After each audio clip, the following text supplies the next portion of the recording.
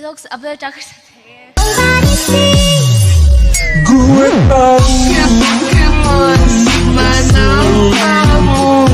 ngoro khati ti ro ro ni chon mo khami lo hladang sakthiam in em enge eng hlangi sakthin eng hla hla tenge kan lo thangang patni han soite ka sade ube ka thiam lu tu ba nei cha Yesterday we come on. Ani le Mizo Meisia gospel singer zinga tu zai ngai ngai thak thin. gospel hit so ka ngai thawak ngai na Ani le lang songa tu zai ngai ngai thak thin. love song chu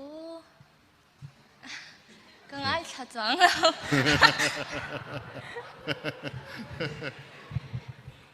Tu nami ni lo hla dang han sate le. I mai mai sak thiam chi ang kha. Yo hian al reu siamo.